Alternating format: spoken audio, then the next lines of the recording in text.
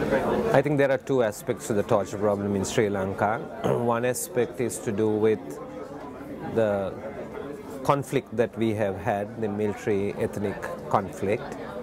And then there is a separate issue to do with police brutality, particularly using confessions as admissible in court to get convictions. And then on the second one, I think that it's a fairly widespread, because the method is fairly widespread. I think all human rights issues are important, and torture is particularly important, particularly because it's mental as well as physical, and it has no place in a civilized society, and there should be zero tolerance for it, but it should be seen in the broader light of democracy, rule of law, and failing institutions. And we've got to get that big picture right, and torture will disappear. Torture is bad because it degrades people. Human dignity is completely ignored. And I firmly believe that all people are created equal, and therefore every human being has value, and therefore torture has no place.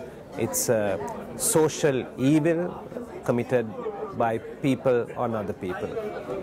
Unfortunately, Sri Lanka is emerging from a military conflict. It's not a post-conflict society, but it's a post-military conflict society. And when you emerge from a military conflict, your tolerance of violence is at a higher threshold than in other societies. So therefore, this doesn't get the attention it really deserves. And there is probably less awareness than we assume. And therefore, we have to create more awareness about this social evil. And I'm sure people will respond to it, because it particularly affects the poor and those who are disempowered. I think there are many things that can be done to stop it. First is we have to create awareness among the public, awareness among politicians. Secondly, we need to provide resources in the fight against it. We have to provide resources to the judiciary to help it continue its work independently. We have to provide resources to the police so that they could get convictions without using torture and confessions, by using circumstantial evidence and the evidence of witnesses and so forth. So training is involved, investment is involved, and then the whole judicial system we have to invest in. So I think that all these things need to be done at the same time, building the other institutions so that we entrench the rule of law and democracy in the country, which will in that sense take care of the issue of torture. I think this conference has helped in that it has focused on the issue. It has also shown that it's a fairly widespread issue in Asia. It has also brought to light the fact that these issues existed in other countries, and particularly in the West.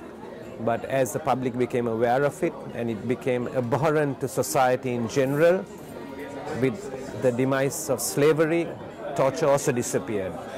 And I think it's a matter of time before societies in Asia begin to realize this. Parliamentarians like myself need to also take responsibility. And I think it's going to be a matter of time as we begin to have zero tolerance for it, that maybe in a few decades we would probably see this social evil completely banished.